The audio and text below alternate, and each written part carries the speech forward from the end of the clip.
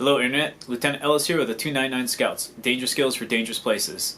If you're watching this, it's day one of your lockdown. The US military is already on the streets patrolling, and the survivors are at home working through their 14 days of supplies or whatever hell they were able to accumulate before the lockdown went into place. It's day one where I'm at, and I'm going to be releasing a short video series showing you what drills you can do at home to keep training, because the thing that always bothered me about zombie movies is how those Best Buy employees were able to get those running headshots on zombies. The rest of us have to practice, the rest of us have to keep proficient with those kind of skills, and it just seems to come naturally to Best Buy employees. No offense to any Best Buy employees, by the way. Summer Tapasa was on her shift as an asset protection worker when she saw the man trying to dash out the door with a pricey portable speaker. This will be the first of a multi-part series. First day we'll be covering dry drills, things you can do with your actual sidearm, weapon manipulation, and getting that gun into the fight. Day two, we'll be covering things you can do with laser bullets, point shooting, index fire, or moving and shooting. And day three, we'll be covering things you can do with airsoft. It's not just for angsty teenagers anymore. Alright, so day one, priority number one, getting that first accurate hit on target, because maybe that's the only hit that you're going to get.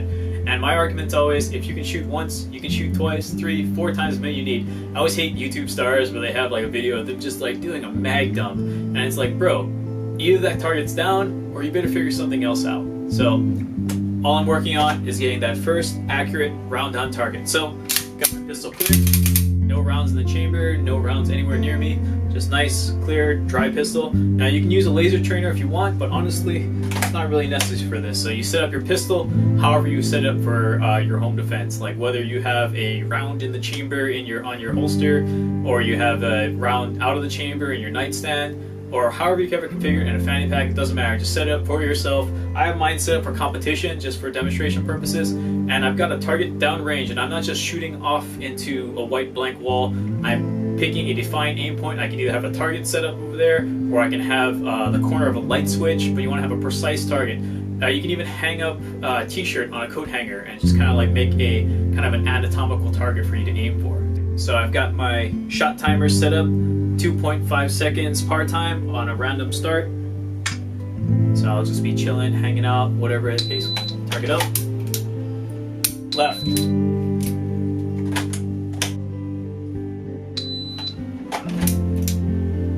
center,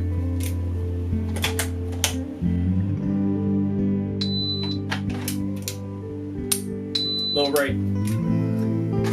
So you heard me calling out right, left, up, down, or center, and that's just something to hold over from sniper school, where you call your shots. You know, you might be sending a shot and you fired and you pulled it and you saw the trigger break on the crosshairs break off to the right, and your spotter's trying to give you a correction. He's like, how was that shot? And you say, oh, it's clean, or it was right. He's like, okay, I thought so. Because unless you give him feedback, give your spotter feedback that you're having a nice clean center target or a center shot, then he can't give you corrections, because he doesn't know if you flubbed that shot or not.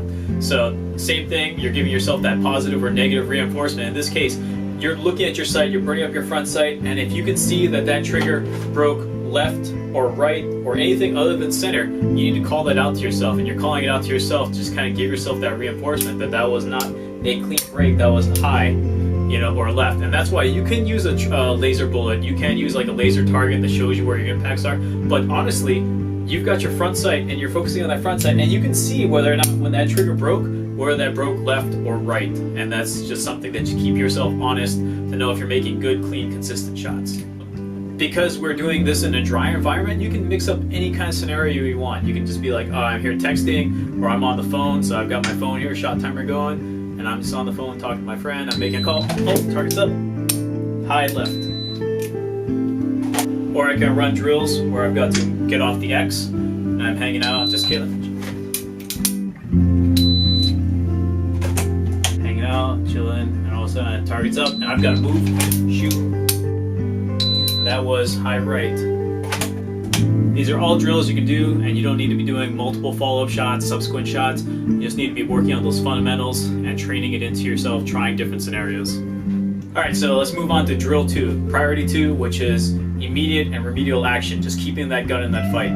So, you know, this is my martial priorities. You might have different priorities of what you want to drill on, but in my opinion, it could go bad, just that simple. You draw, you fire that, attempt to fire that first round, you have a click instead of a bang. Maybe your magazine wasn't fully seated, maybe you didn't chamber around any other, or maybe you just had a bad batch of ammo. Even though as extremely rare as that is, it's still, you know, a strong possibility. You may have fired, maybe you fired and you got one round off, and the next subsequent round didn't feed properly, and now you've got to issue a short stroked, or you got to clear a malfunction.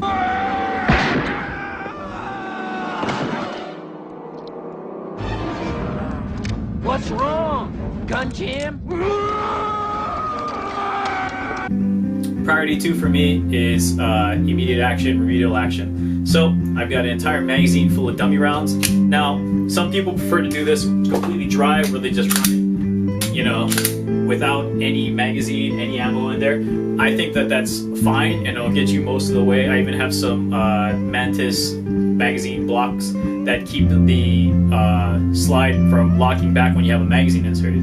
I actually do prefer to go that extra step and be a little bit, it's annoying because you're picking up dummy rounds all day long, but I have a fully loaded magazine of snap cap dummy rounds that I keep around, and this makes sure that if for example, I skip the tap and I don't make sure that my magazine is fully inserted, I might rack all day, but I won't actually get, you know, a round to feed in there.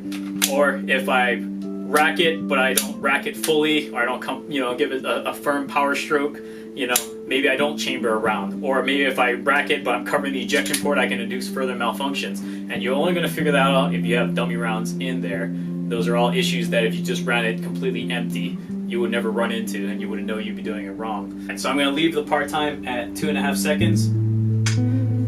Target random start.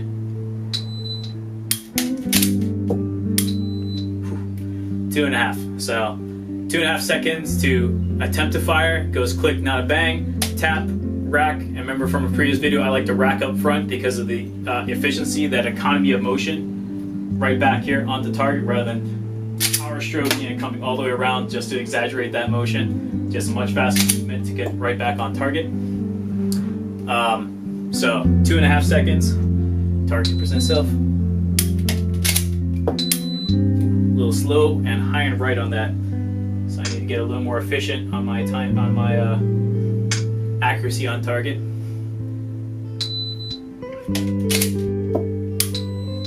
Low.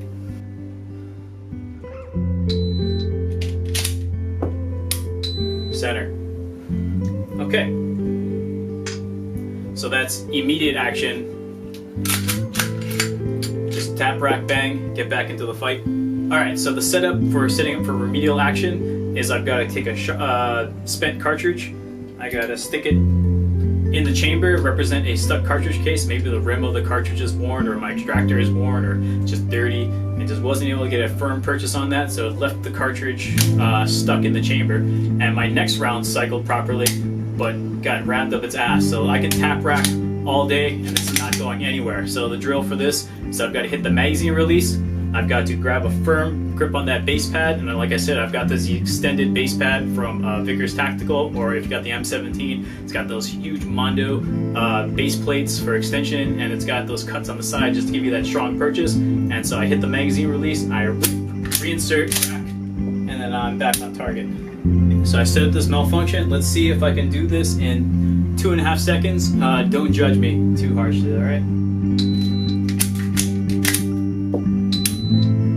Right at 2.5 seconds, plus or minus a few fractions of a second, but I was able to remedy that malfunction and get back on target and engage the threat in 2.5 seconds. So I've got my Beretta with a round stuck in the chamber, and so on this gun, like if you got an older sidearm, or you just have a sidearm that doesn't have Mondo base plates, where it's easy to grab it and just rip it out, reinsert, rack, and then get back on target, you'd have to do it the hard way. You're gonna have to do it the old school remedial action way, which I've got to lock the slide to the rear, strip that magazine out, put it in my armpit because I still need those rounds, rack, rack, rack until I see that shell casing eject, magazine back in, rack, and get back on target. So I've given myself 5.5 seconds. You know, don't judge me too harsh. Let's see if I can do this before I get full of knives and bullets.